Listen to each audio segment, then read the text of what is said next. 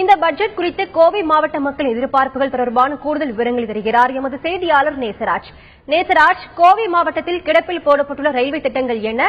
இந்த பட்ஜெட் குறித்த கோவை மாவட்ட மக்களின் எதிர்பார்ப்புகள் பற்றி விரிவா சொல்லுங்க. கோவையில் கிட்டத்தட்ட 8 வருடங்களுக்கு முன்பு கோவை பொள்ளாச்சிக்கு மீட்டர் கேஜ் ரயில் பாதை சேவை இருந்து வந்தது. இந்நிலையில் கடந்த 8 வருடமாக இந்த மீட்டர் கேஜ் ரயில் வந்து அகலப்பாதை ரயிலாக மாற்றுவதற்கு துவக்கி வைத்தனர்.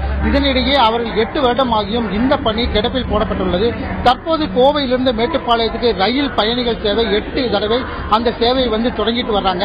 குறிப்பா அவங்க இரவு நேரங்களில் இந்த சேவையை வந்து தொடங்கணும் அப்படின்னு தெரிவிச்சிட்டாங்க. அதே போல நீலகிரி ரயிலை பொறுத்தவரை கூடுதலாக இயக்கப்பட வேண்டும் எனவும், அதே போல இந்த பகுதியில் வந்து சென்னையிலிருந்து கோவையிலிருந்து சென்னைக்கு ஏசி குளிர்சாதன ரயில் ஒன்றும், அதே போல கோவையிலிருந்து பெங்களூருக்கு குளிர்சாதன வசதியுடன் ஒரு ரயில் வேண்டும் தெரிவிச்சிருக்காங்க. தற்போது நம்மிடையே ரயில் போராட்ட குழு ஜமீல் இருக்காரு, அவர்கிட்ட கேட்போம். முக்கியமான ரயில் கோவைக்கு வந்தா எப்படி பாக்குறீங்க? அதாவது வந்து கோவையிலிருந்து பாத்தீங்கன்னா இரவு நேரமாக, அதாவது டைட்டில் பார்க் ஒர்க் பண்ற ஹைடெக்ல வந்து ரொம்ப பேர் அங்க ஒர்க் பண்ணிட்டு இருக்காங்க.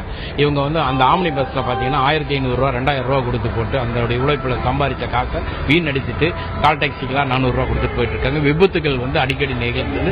அதுக்காக நாங்கள் கேட்டிருக்கிறது பாத்தீங்கன்னா இரவு நேர கோவை டு பெங்களூர் அல்லது கோவை டு யஷ்வந்த்பூர், கோவை டு மைசூர், பெங்களூர் வழியாக வண்டி விட வேணும்னு சொல்லிட்டு கேட்டுருந்தோம். அதுக்கு ஆவணம் செய்கிறதா சொல்லியிருக்காங்க. இந்த பட்ஜெட்ல இன்னைக்கு வர்ற இதுல வந்து கண்டிப்பா இந்த வண்டி வருங்கிறது எதிர்பார்த்துட்டு இருக்கோம். அதே போல கோவை டு சென்னைக்கு இரவு நேர முழு குளிர்சாதன வண்டியை வந்து இயக்க வேண்டும். அதே மாதிரி சுற்றுலாதலமான ஊட்டி, அதாவது யுனெஸ்கோவில் அங்கீகரிக்கப்பட்ட இந்த ஊட்டியை வந்து 1.5 பெட்டி போயிட்டு இருக்கு. இந்த 1.5 பெட்டி பாத்தீங்கன்னா கிட்டத்தட்ட ஒரு 150 பேர் பயணிக்கக்கூடியது. அகில இந்தியாவும் உலக அளவில் வரக்கூடிய பயணிகளுக்கு அட்லீஸ்ட் இந்த கோடை காலத்திலேயாச்சு இன்னொரு வண்டி அடிஷனல் இயக்கணும்னு எங்களுடைய கருத்து. குறிப்பா மேட்டுப்பாளையத்தில் என்னென்ன பிரச்சனை இருக்கு? மேட்டுப்பாளையத்தில் நடைமேடை வந்து நீட்டிக்கப்பட வேண்டும். கிட்டத்தட்ட 140 வருஷமா ஒரு 13 பெட்டி இருக்கிற மாதிரி நடைமேடை இருக்குது. அதை வந்து நீட்டிக்கப்பட வேண்டும். மேட்டுப்பாளையத்தில் கூடுதலாக ரயில் இயக்கப்பட வேண்டும். அதே மாதிரி மின்சாரமயமாக்கி 6 மாதம் ஆகிவிட்டது. இன்னும் மெமு ட்ரெயின் இயக்கப்படவில்லை. கூடிய வரையில் மெமு ட்ரெயின் இயக்கப்பட வேண்டும் ஆகிய மேட்டுப்பாளைய மக்களுடைய கோரிக்கை.